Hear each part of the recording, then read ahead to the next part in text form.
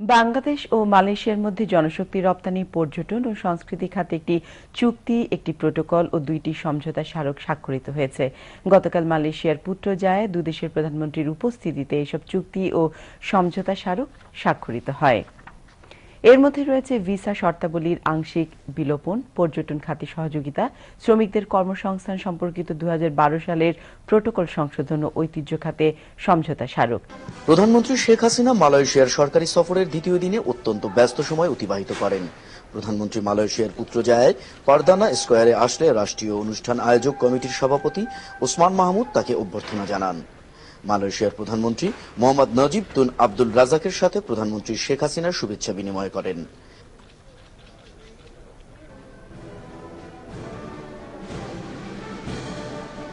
পরে প্রধানমন্ত্রী শেখ হাসিনাকে মালয়েশিয়ার একটি চৌকস দল গার্ড অব অনার প্রদান করে।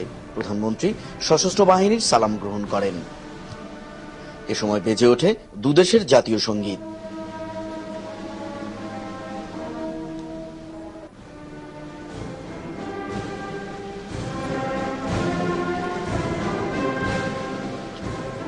বাংলাদেশের প্রধানমন্ত্রী রাষ্ট্রীয় আনুষ্ঠানিকতার অংশ হিসাবে বাংলাদেশের উচ্চপদস্থ কর্মকর্তাদের সাথে মালয়েশিয়ার প্রধানমন্ত্রীর পরিচয় করিয়ে দেন। এছাড়া প্রধানমন্ত্রী শেখ হাসিনা পরিদর্শন বইয়ে স্বাক্ষর করেন।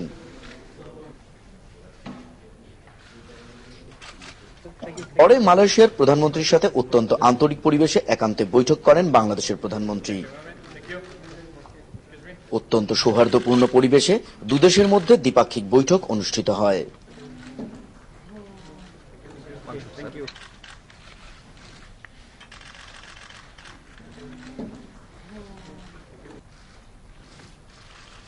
পরে দুদেশের প্রধানমন্ত্রীর উপস্থিতিতে নিজ নিজ দেশের মন্ত্রিপরিষদের সদস্যবৃন্দ একটি চুক্তি, 2টি সমঝোতা স্মারক এবং একটি প্রোটোকল স্বাক্ষর করেন।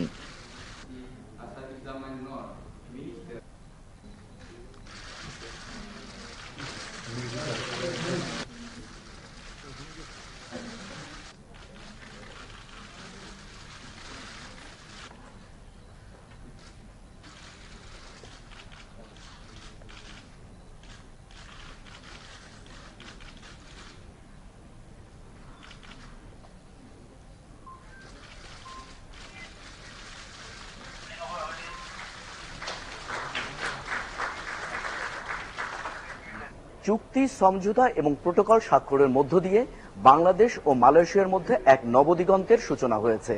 পাশাপাশি দুদেশের বিদ্যমান বন্ধুত্বপূর্ণ সম্পর্ক ভবিষ্যতেও আরো জোরদার হবে বলে আশা করছেন সংশ্লিষ্টরা।